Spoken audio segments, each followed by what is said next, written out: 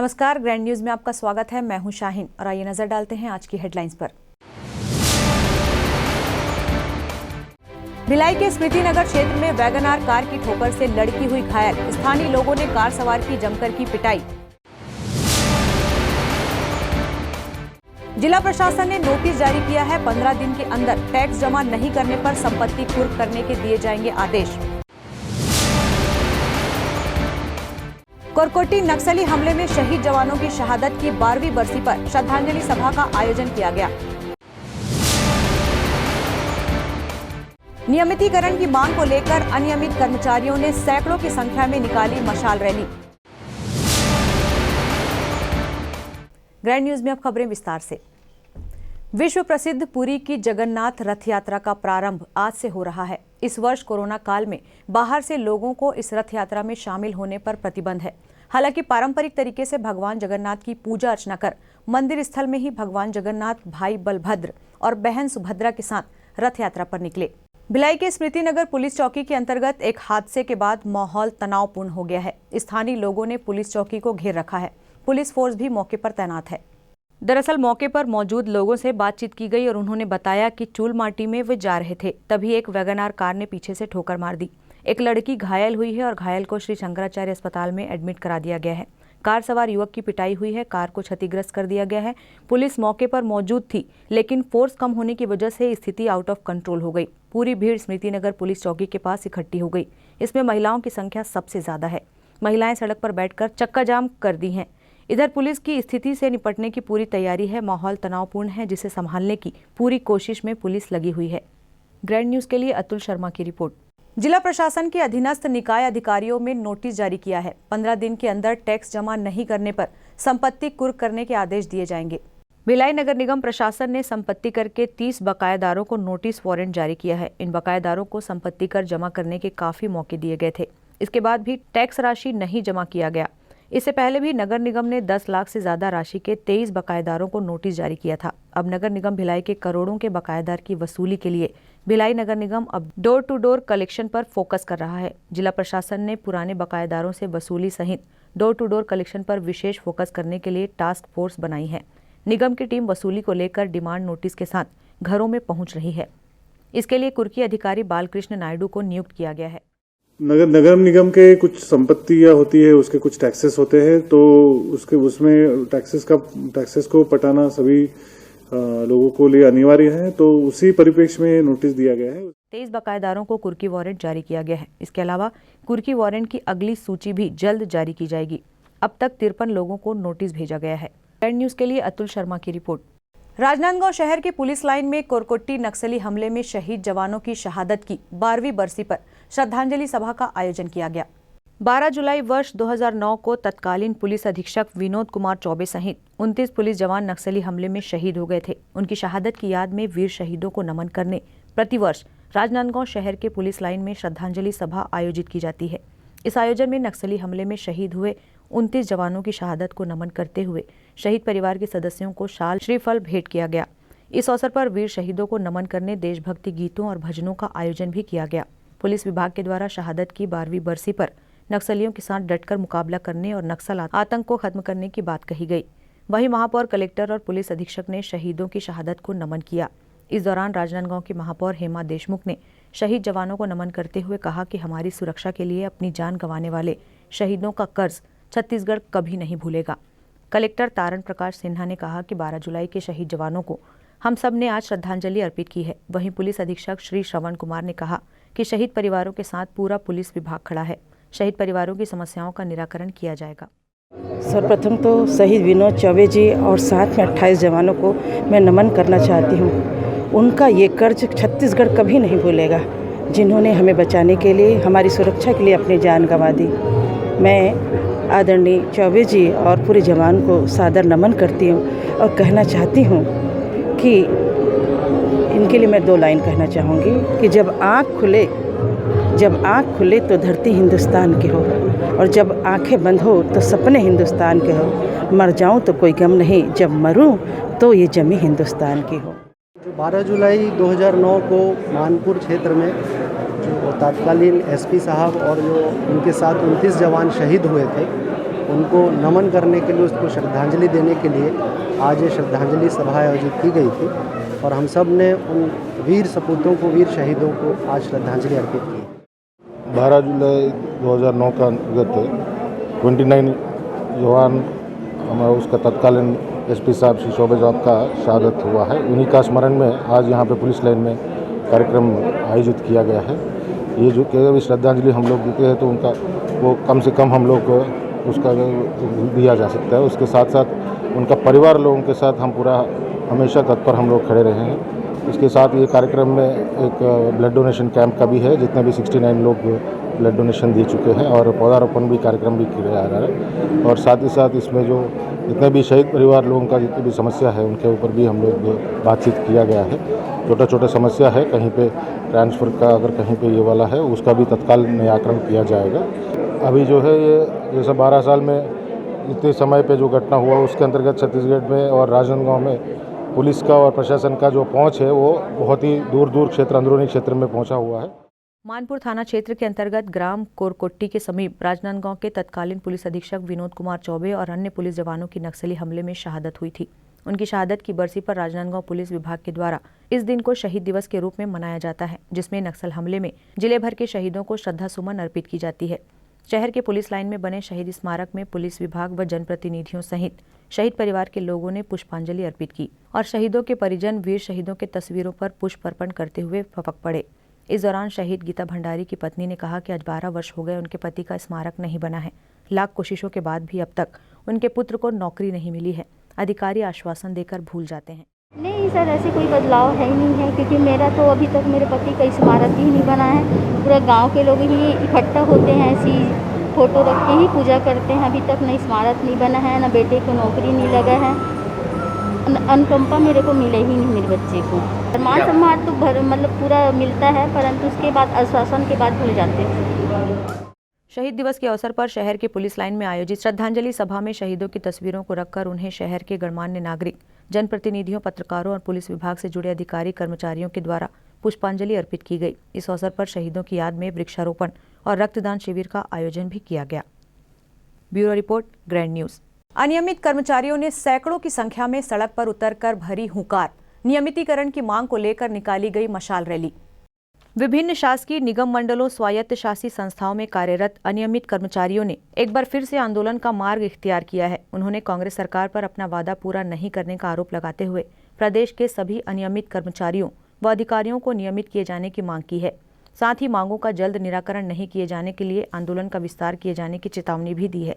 आंदोलन के प्रथम चरण में कर्मचारियों ने आज रविवार को मशाल रैली निकाली। मशाल रैली छत्तीसगढ़ संयुक्त अनियमित कर्मचारी महासंघ के बैनर तले जिला अध्यक्ष खिलेश कलिहारी के नेतृत्व में निकाली गई। अनियमित कर्मचारी शहीद स्मारक के पास एकत्रित हुए और मशाल लेकर रैली के रूप में निकले। कर्मचारी नियमितीकरण किए जाने की मांग को लेकर नारे लगा रहे थे। अध्यक्ष खिलेश कलिहारी ने बताया कि चुनावी घोषणा पत्र में कांग्रेस ने प्रदेश के अनियमित कर्मचारियों को नियमित किए जाने का वादा किया था, लेकिन 2.5 वर्ष बीत जाने के बाद भी इस पर किसी प्रकार का विचार नहीं किया जा रहा है, जिसको लेकर अनियमित कर्मचारियों ने आंदोलन का मार्ग इख्तियार किया है। हमारे प्रति किसी प्रकार की कोई विचार अभी तक दिख नहीं रहा है। इस कारण हम आज अपने 7 चरणों के प्रथम चरण में मशाल रैली के साथ इसका आगाज कर रहे हैं। अगर सरकार अभी भी ध्यान नहीं देगी तो इसके बाद से जो 6 चरण हैं उन पर भी उग्र होकर हम आंदोलन करेंगे। संगठन द्वारा इस दौरान 5 सूत्रीय मांग युक्त ज्ञापन सौंपा, जिसमें सभी अनियमित कर्मचारियों को नियमित कर उन्हें 62 वर्ष की आयु तक नौकरी सुरक्षा की गारंटी प्रदान करने, पिछले 4-5 वर्षों में छटनी किए जाने सभी कर्मचारियों को बहाल करने, शासकीय सेवाओं आउटसोर्सिंग या ठेका प्रथा को समाप्त करने, अंशकालीन कर्मचारियों को पूर्णकालिक किए जाने की मांग की गई है। ग्रैंड न्यूज के लिए आनंद सिंह राजपूत की रिपोर्ट। वक्त है एक ब्रेक का, आप देखते रहिए ग्रैंड न्यूज।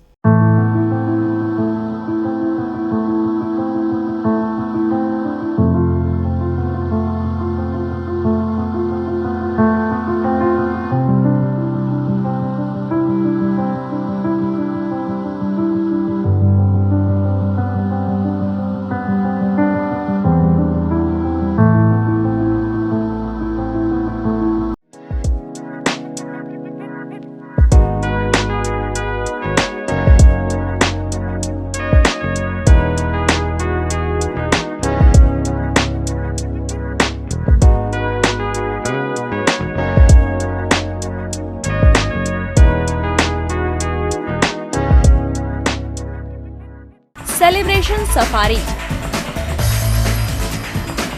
बारनावा पारा वाइल्ड लाइफ सेंचुरी में स्थित खूबसूरत cottage and rooms, Bastar art से सुसज्जित शानदार कॉटेज, सर्व सुविधा युक्त रूम्स, बाथटब युक्त बाथरूम, स्विमिंग पूल, बच्चों के खेलने के लिए पार्क, खान पान की व्यवस्था, प्रोफेशनल सर्विस, सेंचुरी घुमाने के लिए वाहन की व्यवस्था। सेलिब्रेशन सफारी बारनावा पारा।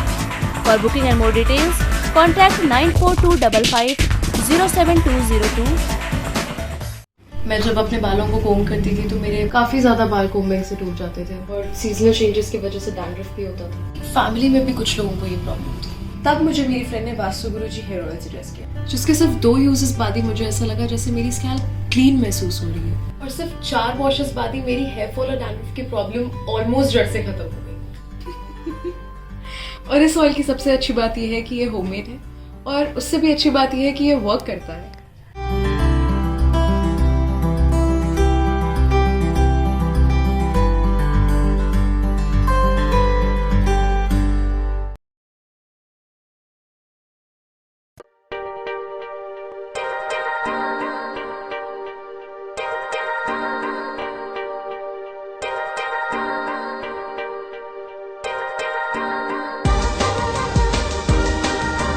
Relationships are forever. Out of all loved ones, your children are most precious.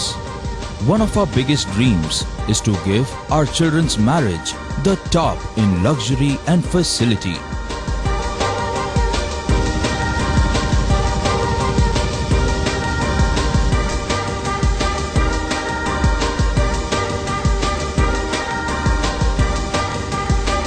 In today's busy life, you cannot afford to take time out for everything to be perfect for your marriage. And you cannot compromise on quality of service for your guests. Our customized marriage packages are made just according to your wish. This presentation will acquaint you with the different luxury packed marriage packages available. This package has an elaborate menu with 60 mouth-watering items. Bharat Swagat including welcome drink, snacks and sweets. A breathtakingly decorated welcome gate and the arena decorated with flowers. To give you the best colors in view, we organize special light effects for all areas. We take care of decorating the groom's car to its best attire and exclusive DJ beats for extreme fun and valet parking to make your guests feel like an emperor. Our exclusive add-ons give you unlimited freedom to customize your ceremony to its best. Break के बाद आपका स्वागत है। भिलाई के कैंडू पर्वत foundation के chairman Atul पर्वत ने नई दिल्ली पहुंच भारतीय जनता पार्टी के वरिष्ठ नेता केंद्रीय मंत्री से हमेशा मार्गदर्शन देने वाले श्री जी किशन रेड्डी से मुलाकात कर उनको केंद्रीय मंत्री बनने की बधाई दी, उनके सफल कार्यकाल की कामना की, साथ में उनका आशीर्वाद प्राप्त किया। दुर्ग के एसएसडी युवा मंडल के द्वारा रविवार को छातागढ़ गौशाला में गौ सेवा कार्य किया गया, जिसमें काफी संख्या में सिंधी समाज के युवा शामिल रहे। दुर्ग जिला न्यायालय में वर्ष 2021 की पहली नेशनल लोक अदालत आयोजित की गई, जिसमें करीब 4500 मामले पेश किए गए। दुर्ग जिला न्यायालय में वर्ष 2021 की पहली नेशनल लोक अदालत शनिवार न्यायालय परिसर में आयोजित की गई। राष्ट्रीय विधिक सेवा प्राधिकरण नई दिल्ली द्वारा निर्धारित तिथि के अनुसार वर्ष 2021 में 11 सितंबर और 11 दिसंबर 2021 को नेशनल लोक अदालत आयोजित की जाएगी। गौरतलब है कि 10 अप्रैल को आयोजित होने वाली लोक अदालत को कोरोना आपदा के चलते निरस्त कर दिया गया था, जिसके बाद आज पहली लोक अदालत लगाई गई है। इस बारे में जिला एवं सत्र न्यायाधीश व जिला विधिक सेवा प्राधिकरण के अध्यक्ष राजेश श्रीवास्तव ने कहा कि नेशनल लोक अदालत में अधिक से अधिक राजीनामा योग्य प्रकरणों के निराकरण किए जाएंगे। गौरतलब है कि पिछले लंबे समय से 40,000 से भी ज्यादा केसेस लंबित हैं, जिनकी सुनवाई कोरोना काल के चलते संभव नहीं हो पा रही थी, जिसे देखते हुए जिला विधिक सेवा प्राधिकरण व राष्ट्रीय प्राधिकरण के द्वारा नेशनल लोक अदालत के माध्यम से राजीनामा युक्त प्रकरणों की सुनवाई के लिए नेशनल लोक अदालत का आयोजन किया जा रहा है, जिसमें बैक लोन व दुर्घटना वाहन संबंधित अन्य प्रकरण जिनमें राजीनामा कर प्रकरणों को समाप्त किया जा सकता था, ऐसे 4500 प्रकरणों को शामिल किया गया, जिनकी सुनवाई जिला न्यायालय की 38 खंडपीठों में चली और प्रकरणों का निपटारा किया गया। इसमें देखिए, जो क्रिमिनल कंपाउंडेबल केसेस होते हैं, जो राजीनामे योग्य होते हैं, एमएससीटी के मामले होते हैं, मोटर एक्सीडेंटल मामले होते हैं, चेक बाउंसिंग के मामले हैं, मैट्रिमोनियल डिस्प्यूट होते हैं, जो पारिवारिक मुद्दे होते हैं, उनको मेन मुद्दा करते हुए ये लेबर आयोजित की गई। इसमें कुल मिला के हमारे यहाँ 40 खंड बने हैं, जिसमें परिवार वाले शामिल हैं, जिसमें कि टोटल 4500 केसेस हम लोगों ने चिन्हांकित करके इस लोगों पर लगाया है, जिसके रिस्पॉन्स अभी अच्छी तरीके से मिल रही है। अच्छा उम्मीद है कि इस बार दुर्ग जो है ये बहुत अच्छा स्थान प्राप्त कर सकेगा। इसमें कुछ ऐसे मामले भी हैं जो 5 वर्ष से ज़्यादा पुराने थे, 10 वर्ष से ज़्यादा पुराने थे। बिरादरी में भी ऐसे कुछ केसेस हमारे रिकवरी हो चुके हैं। इससे क्या होता है, कोर्ट में भी बर्डन कम पड़ता है। और जो 5 साल 10 साल वाले जो प्रकरण बहुत जिसमें पीड़ित पक्षकार बहुत दिन से पीड़ा सह रहा था, उसका भी उसको सुधारता है। ये लोगों का मुद्दा ही है, न किसी की जीत न किसी की हार, इसी की सावधान से ये विरोध प्रदर्शित किया जाता है। छत्तीसगढ़ राज्य ग्रामीण बैंक के दुर्ग रीजन से टोटल हमारे यहाँ 6 लोग अदालत करते हैं, जिसमें 748 5 करोड़ 86 लाख और जिसमें दुर्ग लोक अदालत में 166 प्रकरण 1 करोड़ 40 लाख। इसमें शायद कोरोना काल के कारण लोगों का रिस्पॉन्स बहुत अच्छा नहीं रहा, पर फिर भी हमारे यहाँ अभी 1 बजे तक की रिपोर्ट में टोटल दुर्ग लोक अदालत में 19 प्रकरण में अभी 5.5 लाख की वसूली है। इस संबंध में जिला विधिक सेवा प्राधिकरण के सचिव राहुल शर्मा ने न्यूज टीम को अपनी प्रतिक्रिया दी और साथ ही लोक अदालत शिविर में रिकवरी के लिए पहुंचे दुर्ग राजनांदगांव ग्रामीण बैंक के मैनेजर ने नेशनल लोक अदालत का महत्व बताते हुए अपनी प्रतिक्रिया दी। Bureau report, grand news. Pathariya rest house में राष्ट्रीय मानवाधिकार आरटीआई जागृत संगठन की अहम बैठक हुई, जिसमें बेटी बचाओ बेटी पढ़ाओ पर विशेष फोकस किया गया। क्षेत्र में अपराध पर लगाम लगाने तथा भ्रष्टाचार पर अंकुश लगाने और बेटी बचाओ बेटी पढ़ाओ महिलाओं एवं बच्चों से संबंधित विभिन्न विषयों पर खासा चर्चा किया गया, जिसके तहत सरकार की महत्वाकांक्षी योजनाओं को जन जन तक पहुंचाते हुए अन्याय एवं शोषण के विरुद्ध में राष्ट्रीय मानवाधिकार एवं आरटीआई जागरूकता संगठन भारत के तत्वाधान में बैठक में महिलाओं के होने वाले उत्पीड़न, बाल मजदूरी, भ्रष्टाचार तथा अन्याय और अत्याचार को लेकर संगठन के माध्यम से आम जनता की आवाज़ को बुलंद करने के लिए और न्याय दिलाने हर एक स्तर पर कार्य करने के लिए संगठन एक सूत्री कार्यक्रम करने का कार्य का बीड़ा उठाने का जिम्मा लिया था। राष्ट्रीय मानवाधिकार आरटीआई जागरूकता संगठन छत्तीसगढ़ के 28 राज्यों में अपने संगठन का प्रचार प्रसार करने के लिए घूम कर भ्रष्टाचार निपटाने के लिए और महंगाई जैसी समस्या, घरेलू हिंसा, दहेज प्रताड़ना, इन सब समस्याओं का निराकरण करने के लिए लोगों तक पहुंचकर जागरूकता फैलाने का कार्य कर रही है। इसके चलते हमारे द्वारा मुंगेली जिला के पथरिया ब्लॉक पर कल एक मीटिंग का आयोजन किया गया था, जहां पर अंतर्राष्ट्रीय मानवाधिकार आरटीआई जागरूकता संगठन के जो पदाधिकारी हैं वो तथा राष्ट्रीय मानवाधिकार आरटीआई जागरूकता संगठन के प्रदेश अधिकारियों ने उपस्थित होकर के कार्यक्रम को संपन्न किया। हम लोग राष्ट्रीय मानव जागरूकता संगठन आरटीआई भारत शासन के निर्देशानुसार हम लोग पूरा छत्तीसगढ़ में जागरूकता और सदस्यता अभियान चला रहे हैं, सभी जिला ब्लॉक में और ग्राम पंचायतों में। और जाकर हम लोग महिलाओं से, पुरुषों से, बच्चों लोगों से, सभी से मिलकर भ्रष्टाचार के बारे में हम लोग अवगत करा रहे हैं। जैसे कि बेटी बचाओ बेटी पढ़ाओ, उसके बारे में जानकारी दे रहे हैं। गरीब बच्चों को भरण पोषण के लिए कैसे सरकार से आर्थिक सहायता मिलता है, उसके बारे में जानकारी दे रहे हैं। जैसे ग्रामीण क्षेत्र में मनरेगा का काम चल रहा है, तो मनरेगा का केंद्र सरकार से पैसा आता है कि नहीं आता है, आप लोगों को पीएफ का पैसा कट रहा है कि नहीं कट रहा है, समय पर आपको पैसा मिल रहा है कि नहीं मिल रहा है, खाता खुला है कि नहीं खुला है, कहीं पर फर्जी मस्टोल तो नहीं बन रहा है। इस प्रकार के हम लोग ग्रामीण क्षेत्र में जागरूकता ला रहे हैं। ब्लॉक स्तरीय में हम लोग घूम कर ब्लॉक स्तरीय भी जानकारी ले रहे हैं। सभी क्षेत्र में अलग अलग तरीके से मानव जागरूकता संगठन राष्ट्रीय आरटीआई हमारे संस्थापक महोदय के निर्देशानुसार, हमारे प्रदेश के निर्देशानुसार, हमारे जिले के पदाधिकारियों के निर्देशानुसार सभी हमारे मानवाधिकार राष्ट्रीय जागरूकता संगठन के सभी पदाधिकारी, सभी सदस्यगण, सब हम मिलकर कंधे से कंधे मिलाकर हम लोग आगे एक महाशक्ति के रूप में इस छत्तीसगढ़ प्रदेश को राष्ट्रीय स्तर में ले जाने के लिए युद्ध स्तरीय से हम लोग काम कर रहे हैं। सदस्यता अभियान के दौरान 10 लोगों की सदस्यता शामिल की गई। ग्रैंड न्यूज के लिए अतुल शर्मा की रिपोर्ट। ग्रैंड न्यूज की खबरों में फिलहाल इतना ही। अब इजाजत दीजिए, नमस्कार।